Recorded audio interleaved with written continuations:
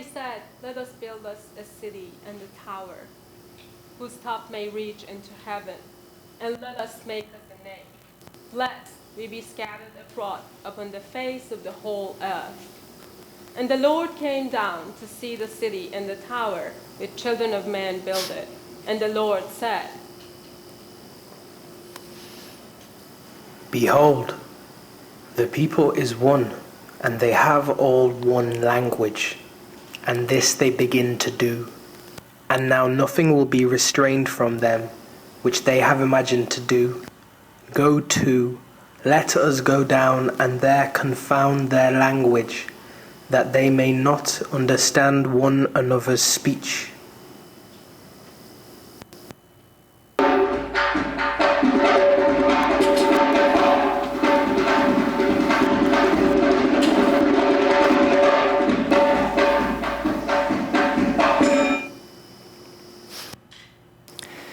Here is where we were born, on a land between two seas, surrounded by two mountain chains.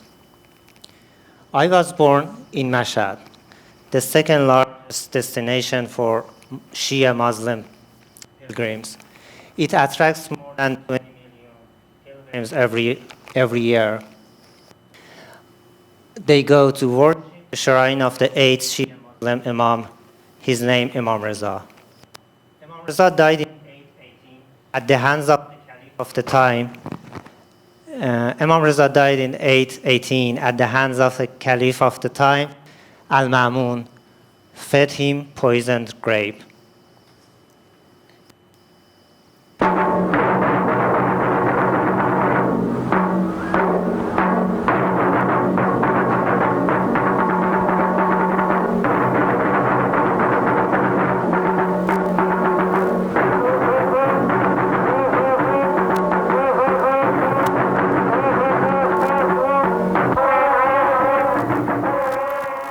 By the end of the 9th century, a dome was built on the Imam's grave, and many buildings and bazaars rose around it.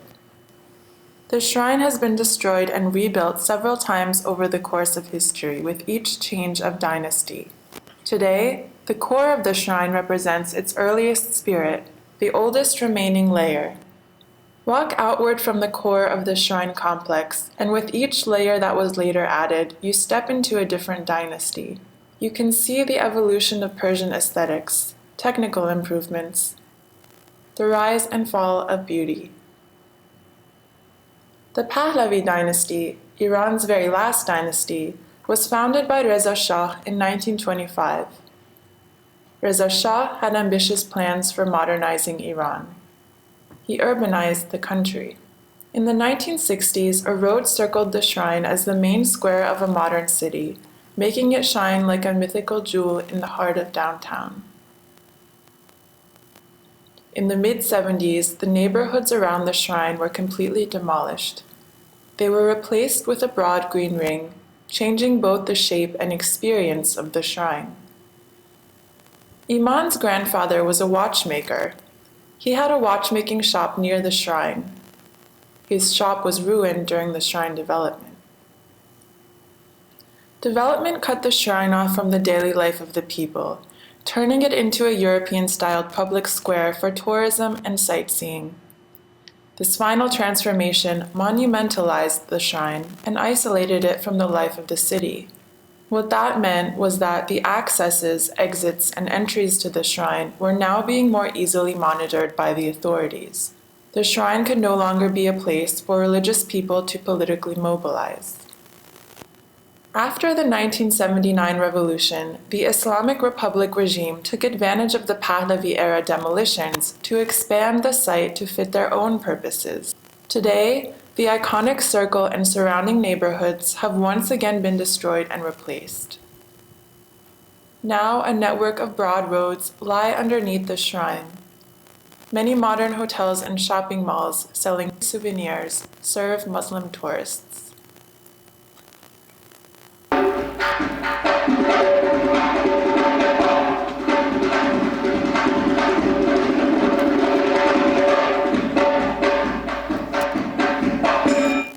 Now hear the story of Tahmurus, the third king of the world, and the demons. پسر بود مرو را یکی هوشمند، گرانمایه طهمورث دیوبند. بیامد به تخت پدر برنشست، به شاهی کمر بر میان بر ببست. چنین گفت که امروز گنج و سپاه، مرا زیبد این تاج و تخت و کلاه.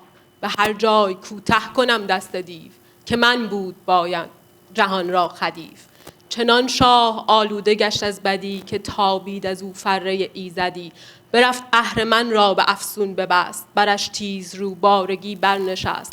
جهان تا جهان زینش برساختی، همی گردگی تیش برتاختی.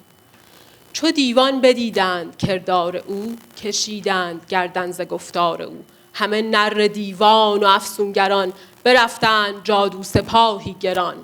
چو طهمورث آگه شد از کارشان، برآشفت و بشکست بازارشان.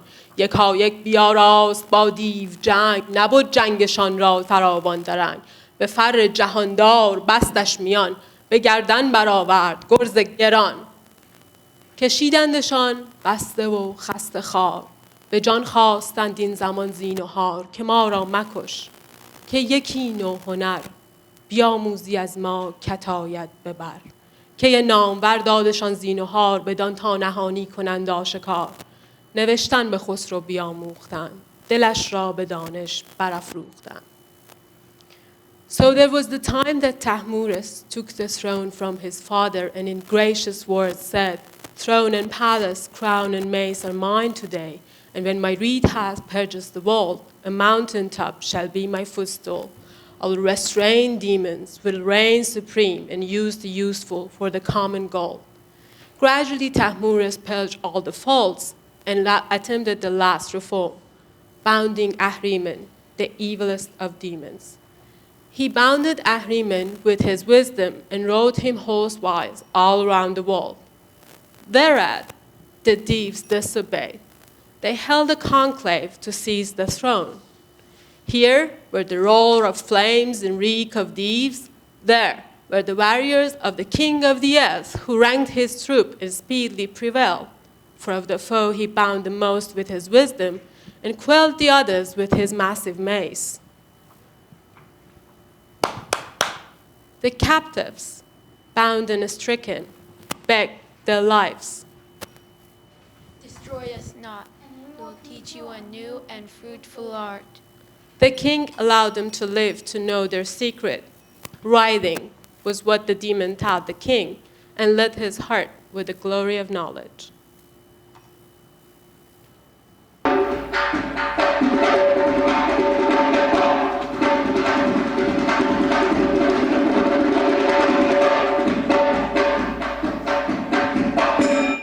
The Persian alphabet has 32 letters.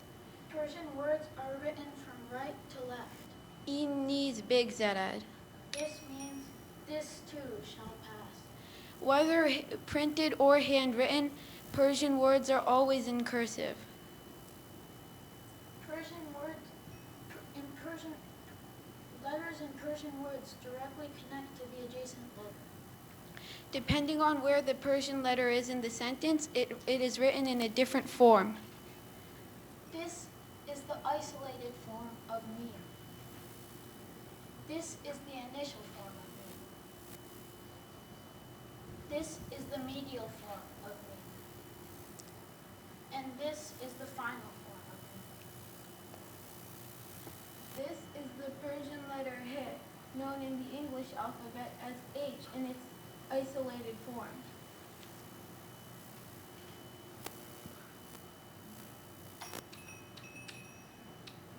This is the initial form of He, and this is the medial form.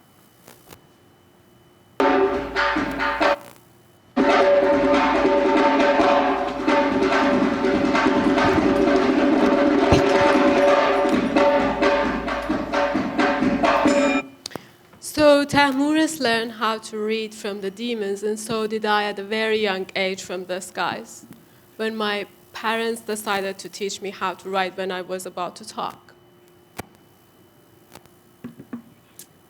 So let's hear the story from them. Hi, Mama. Hi, Baba. Hi, Shahrzad. Can you tell me a little bit more about the time you were teaching me how to read? Yes, we started teaching you when you were about 2 years old, when I got inspired by the story of Nader Shah. Nader Shah was known for his military genius and victories. And when he seized the throne in Iran in 1736, he had been spending most of his life in battles and warfields. Sadly, the Middle East king was illiterate. I remember reading this in a book about Nader Shah, that his wise minister made an effort to teach him, but educating an impatient king proved to be difficult. He was easily distracted, so the minister thought it might be easier if he started with words instead of the alphabet. The minister decided to begin with words that appeared more to His Majesty. For instance, dagger, text for Kuh-e-Nur. You may actually want to know the story of Kuh-e-Nur, the mountain of light, the largest known diamond of that time, which is said to be 5,000 years old and is blessed with magical power that goes from crown to crown, from gods in India to kings in India, to the Nader Shah of Iran, then goes to Ahmad Shah, the founder of Afghanistan empire, surrounded to Britain, goes there and stays there forever. Well, after independence of India from Britain in 1947, all the governments from Iran, Afghanistan, India, they all claimed the ownership of Kuh-e-Nur. So we thought this may work for you too. Babies would also read the shapes of the words better than letters. Together, we made these word cards.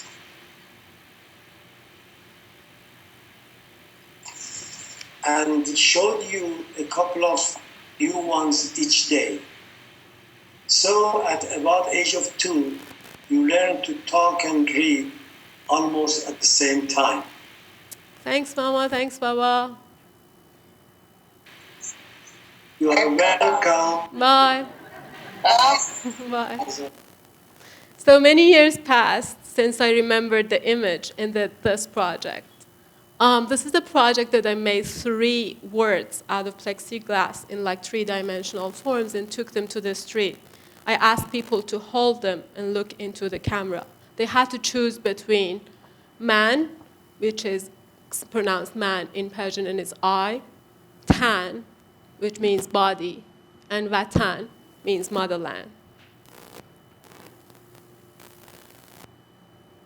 So I took them to different locations, and I was asking people who were there to just choose between them and hold it and look into the camera. This guy is holding Vatan. They're holding man or I. She's holding body. And he's also holding Vatan or motherland.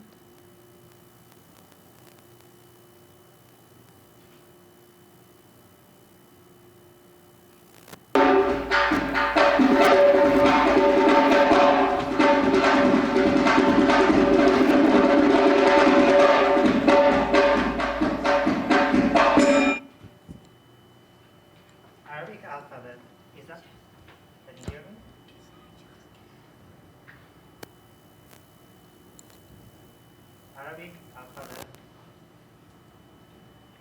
Arabic alphabet is adopted for many languages besides Arabic, including Persian and Urdu. There are over 100 million Persian speakers, with the language holding official status in Iran, Afghanistan, and Tajikistan. Although Iranians speak in Persian, they are familiar with Arabic and are used to see Arabic inscription in holy books and sacred buildings like mosques. Mosques are enriched by pattern, ornamentation, and calligraphy. Calligraphies were masterly composed and illuminated, absolutely spectacular and mesmerizing, but not easily legible. So-called Islamic calligraphy originates from 6 scripts that were codified by Ibn Mughla, an Abbasid minister in the 10th century. The Abbasid dynasty was the third of the Islamic Caliphate. Abbasid was ruling over five centuries in the entire Middle East. Original Islamic Caliphate had been evolving into an empire, and they needed a structural reform. Ibn Mughla was responsible for inventing or implementing a number of administrative reforms. These included the regulation of the scripts necessary for documentation, administration, and secular purposes, aside from the existing religious script that was used to write the Quran. 6 scripts were used later for copying the Quran because of their legibility, and became the predominant script to write Arabic both for religious and secular content. In the 14th and 15th century, a new calligraphic style, Nastali, was developed in Iraq and expanded alongside Persian literature and poetry from China and India to Central Asia and Ottoman Turkey. From this time on, Nastaliq script has manifested Persian soul and has stood as a symbol of Persianism. Developing a native aesthetic and typography style, Shahrzad has used Nastaliq calligraphy vastly in her design work.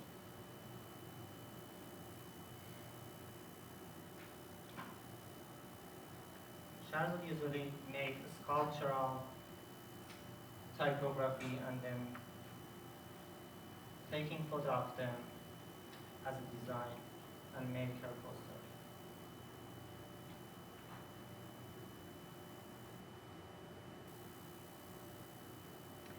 In results, for Iranians today, Nastaliq is stereotyped as Persian style, and 6 script is stereotyped as Islamic and Arabic style, while today's fonts are used secularly. Therefore, Iranians stereotypically assume Islamic content for any Arabic phrase in a mosque. If one stands in the middle of a hall of Imam Reza's shrine, one can see so many Arabic phrases on the wall, ceiling, facade, or dome. I was shocked when I understood that the ornamental calligraphy around the main dome of Imam Reza's shrine, which I was raised with, is not a sacred phrase. It is about Shahrzad II, who was the king of Iran in the 17th century. The writing mostly describes how he had renovated the dome after making the pilgrimage from the capital to Mashhad on foot. I've used Islamic calligraphy style vastly in my graphic design work, disregards the content or message. Islamic calligraphy and religious media are secularized in my work.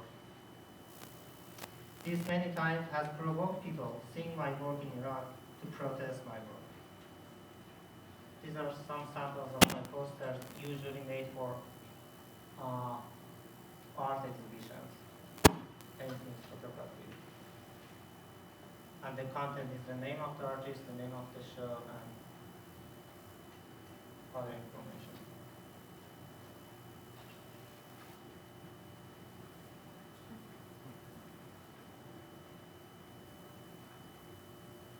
I also use patterns and Islamic patterns and other media, same as calligraphy. I try to secularize them in my work and use them for secular content.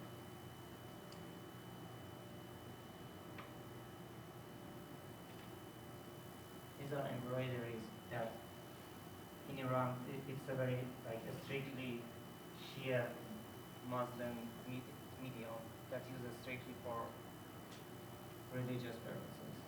But here as an art form.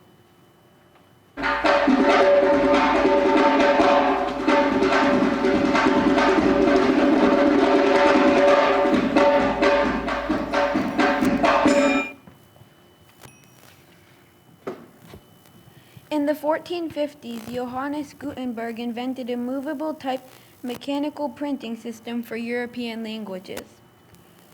Soon after the invention of the movable type printing press by Gutenberg, European scholars started to use other kinds of languages and scripts.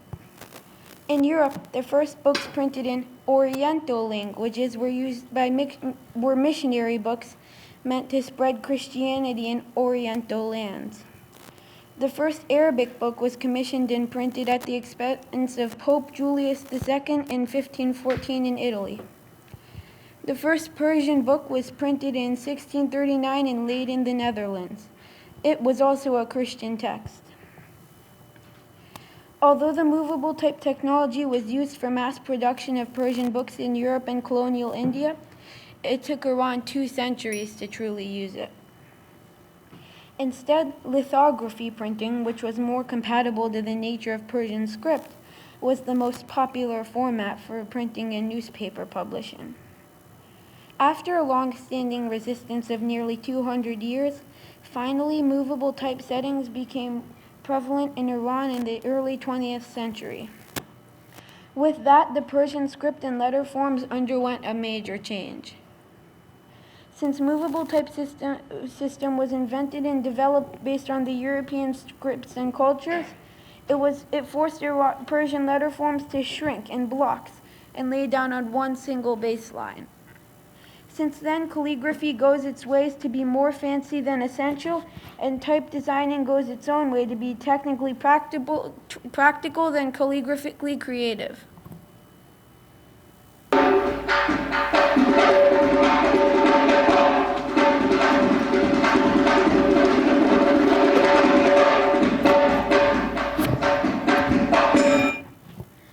(1901) William Darcy has obtained a license to explore for oil in Iran. 1908.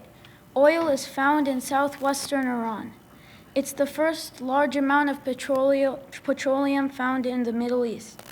The discovery leads to the formation of the British-controlled Anglo-Persian Oil Company. 1931.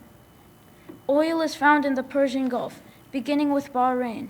There are subsequent discoveries in Kuwait, Qatar, Saudi Arabia, the Emirates, and Oman.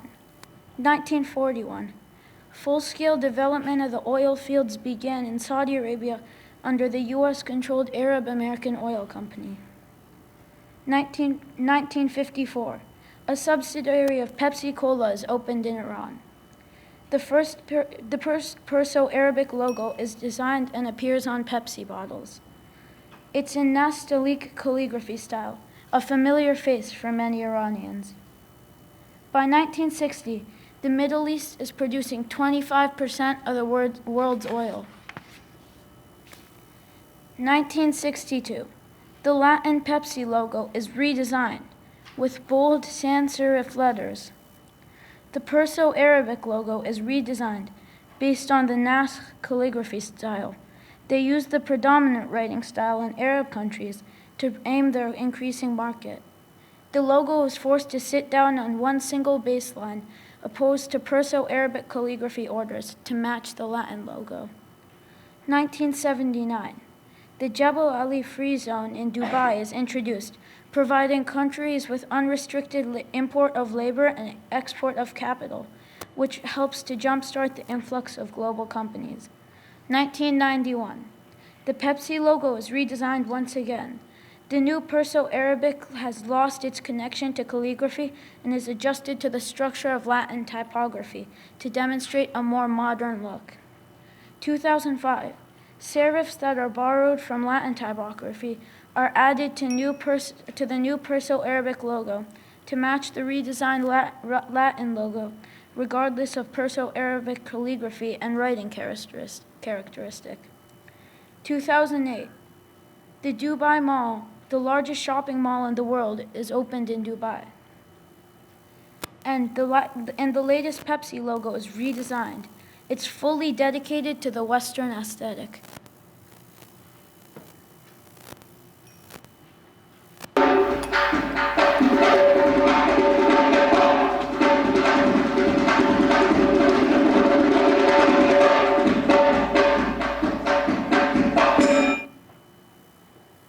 We moved to the United States in 2013, and I went to graduate school to study painting 2 years later. Figures appeared in my early paintings in the school. The school taught me that human body is integrated with identity. I learned that humans are not human, they are people. They are diverse, either individually or collectively. The school taught me that nothing is universal, but it didn't teach me that the notion of universality is not universal either. Humans are diverse, so is the notion of human. But how can I talk about human while identity is the dominant discourse? There I understood if I want to address human, I need to stop painting human. Therefore, I gradually given up of painting figures, and instead I began painting birds, an object representing situations that address human crises and anxieties.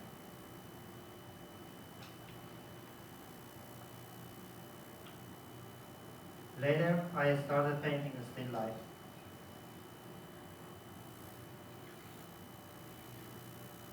These are body of work of extempore paintings, small on clapboard panels and small decorated show.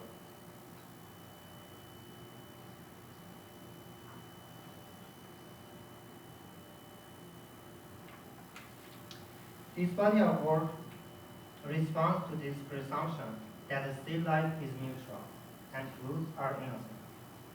Apple is a sweet fruit produced by an apple tree or Malus tumila, the original wild ancestor of Malus tumila, found growing wild in the mountains of Central Asia.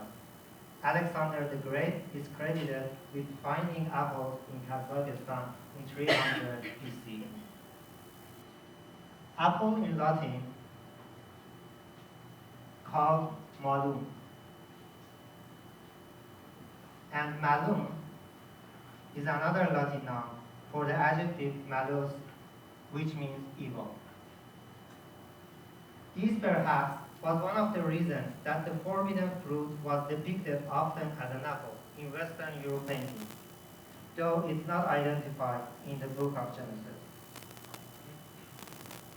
Although fruits were existing as a subsidiary element in the composition in Christian painting, and fruits and objects painting was practiced in the ancient world, like this piece from Egypt, but it was not until the 16th century that a still life emerged as an independent painting genre in the north of Europe.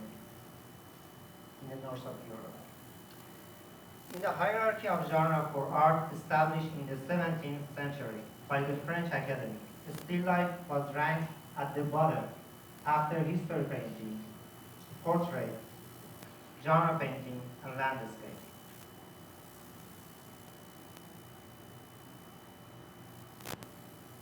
This is a small still life painting.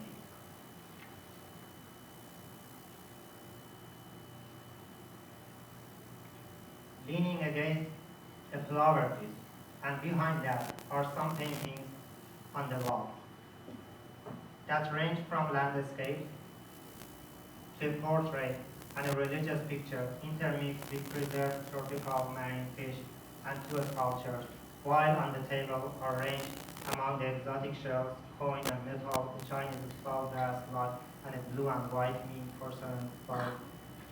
This is a painting of 1636 by Franz II Franken, represents the Cabinet of Curiosities. Cabinet of Curiosities were encyclopedic collections of objects whose categorized boundaries were in Renaissance Europe yet to be defined. Modern terminology would categorize the objects included as belonging to natural history, geology, ethnography, archaeology, religious or historical objects, work of art, and antiques. Cabinets of Curiosity, besides many other practices, too, an object brought to Asia by Jesuit missionaries who were spreading Western knowledge and science worldwide. The first Roman-style academic institution institution in the East is founded in 1594 in Macau, China by Jesuits. Jesuits are members of the Society of Jesus, a Roman Catholic order of religious men. The society was founded on 15 August 1544 after Ignatius Loyola, along with 6 others, all the students at the University of Paris, met outside Paris in a crypt beneath the church of Saint-Pierre de Montmartre. 3 years later, their plan of the order's organization was approved by Pope Paul III. Almost from the beginning, education and scholarship became the society's principal work. The society grew rapidly.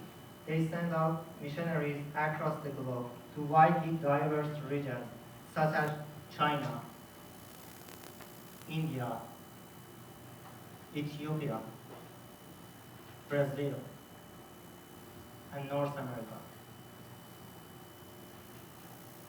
In 18th century, Korean king of Joseon dynasty promoted cultural exchange with the Qing dynasty of China as a means to overcome the country's economic difficulties and resulting in increased exposure and importation of Chinese and European culture. King Chuanzhu was a bibliophile who promoted studious learning and embraced the aristocratic class of Joseon society. He personally propagated Chekwari paintings, translated as books and things. Chekwari painting represents cabinets or shelves filled with well-set stacks of books, paintings and calligraphy tools, royal vessels, flowers, fruits, and dirt. Many of the depicted items in Changalvaee are of foreign origin from China, Japan, and the West. Depicted shelves reveal influence of the European cabinet of curiosities. Meanwhile, apple was introduced to America by a Spanish colonist. The first apple orchard of North America was planted in Boston in 1625. In the South America, Albert Eckhout, a Dutch painter, traveled to Brazil, invited by the Dutch government of Brazil to record the country's landscape, inhabitants, plants, and animals. Eckhout produced many paintings of indigenous people and native fruits. In 1816, a group of French artists and architects went to Rio de Janeiro under the support of the Royal Court of Portugal, had the mission of establishing the Royal School of Science, Arts, and Crafts, which later became the Imperial School of Fine Arts. Agostinho José do Mota, Brazilian painter, enrolled in the Imperial Academy of Fine Arts, and later received the prize to travel to Europe. Returning to Brazil, the Empress of Brazil commissioned several still lifes from him. He also inspired Estevão Roberto da Silva, an Afro-Brazilian painter, to specialize in still life.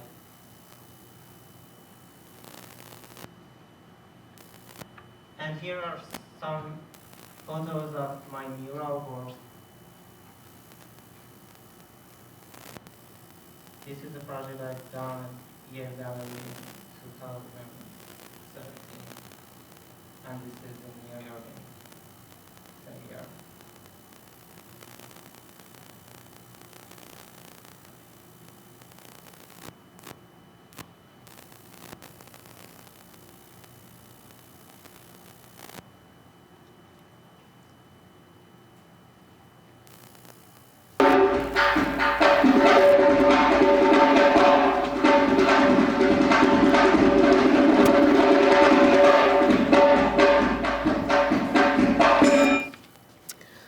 My very first trip to Home Depot when I got here for my MFA in sculpture was somehow like a disappointment. I got back to the studio feeling overwhelmed. How can one choose between the materials where they sit so close to each other on the shelves? They look all neutral to me. I came back to my studio and I stared at the material I bought, touching them, testing them, and not much progress. I needed to find an exit out of Home Depot. If someone is sentenced to death or lifetime prison and there is no way to release them, and you want to change the court, scribe this down onto 41 circular shaped pieces of copper, put one into the fire, and throw the rest of the 40 pieces in 40 water wells, and say, "O Lord of the time, give me what I desire," and carry the 7 seals with you until the prisoner is released. This was an instruction to make a talisman. The word talisman comes from French talisman via Arabic talsam, which comes from the ancient Greek talisma, meaning completion, religious right, payment. Ultimately from the verb teleo means I complete, I perform a rite. In a vast cultural region from South Asia to North Africa, talismans are usually human-made objects that come out of a specific instruction depend on their purpose.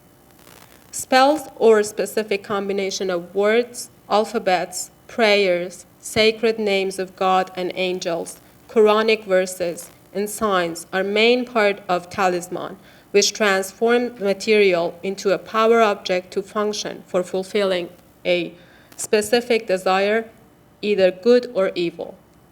Some of the Islamic talismans are also known in Judaism, such as the 7 seals. It is advised that a talisman should be created by the person who plans to use it. Talismans are not a symbol or a representation of a desire or a message. They are crystallization of them. Through a talismanic instruction, a desire transforms from words into spells, then into a chosen set of material. Talismans is the abstraction of desire from the realm of the real.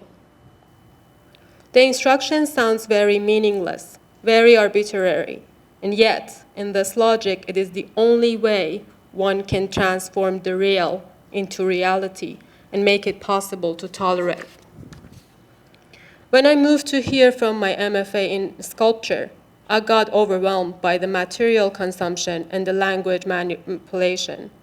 My main old material, Persian script, was not functioning like before and was associated with a significant identity that I couldn't relate to. In an enigmatic way, I felt the urge of abstracting in order to communicate.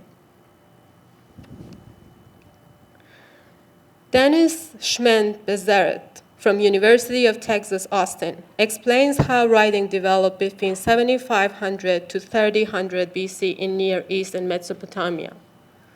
That the more sedentary societies, the more need of counting the properties in goods. She tells us how tokens appeared as concrete abstraction of the reality. They abstracted bulk of heavy goods, like loads of grains, movements, or life, like unruly animals and time and labor. She believes writing abstracted the tokens that are abstracted goods. Over its evolution of 4.5 millennia, the token system evolved to compute in abstraction an ever greater volume of more and more complex data, and thereby proved the way to writing. At about 3500 BC, tokens were replaced by abstracted numbers that we use today, and for the need of writing the dealer's name, alphabet created. In order to commute, I make my own tokens. My tokens abstract language. My tokens abstract writing. Each token abstracts a word. Each token abstracts a desire. so it becomes tangible, like talismans that abstracted longings. I have a desire. I want to go back. I want to go back. I want to go back. I want to make specific things. I want to make specific things. I want to say. I want to say. I want to do my best. I want to do my best. I want to connect. I want to connect. I want to get rid of my hometown. I want to get rid of my hometown. I want to remember. I want to remember. I want to forget. I want to forget.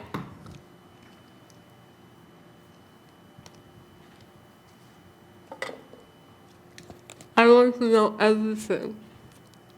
I want to know everything. I want to know everything.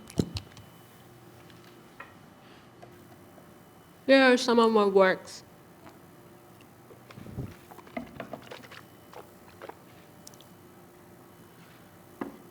I combined the clay tokens with some found materials and recently with some manipulated photos that I find and make combinations with them. Some of them are smaller and some of them are larger.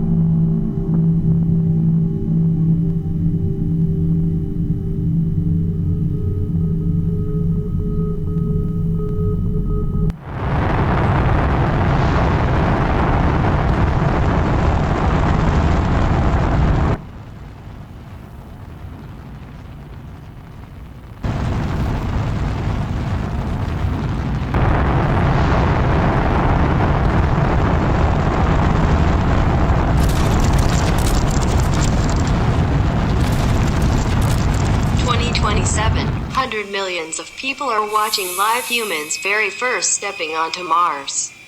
This is the official beginning of colonization of Mars by human, the first multi-planet species. The process of terraforming Mars will start in a few years by warming up the planet. In 100 years Mars will be warm, wet and ready to life. In one morning on a Wednesday, Hanneman is hungry and sees the juicy Mars. Mistaking it for a ripe orange, he leaps up, picks Mars and eats it. Soon after, Hanneman finds out that is pregnant from Mars. In a Friday, Hanneman gives birth to 7 worms and plants them each in a hole in 7 different galaxies. 6 of them die, except for one who has been fed by Logos. Poet, the unwanted child of Logos, becomes jealous of Worm. In one morning on a Monday, Poet releases a rooster to eat the worm. The rooster pulls out the worm in the opened up wormhole, sucks the future into its past. Zervan, the god of infinite time and space, loses its mind, goes insane, and turns Logos' tongue into a river of wine. Drunk and insane. They are both lost in the universe, and human doesn't remember where they came from.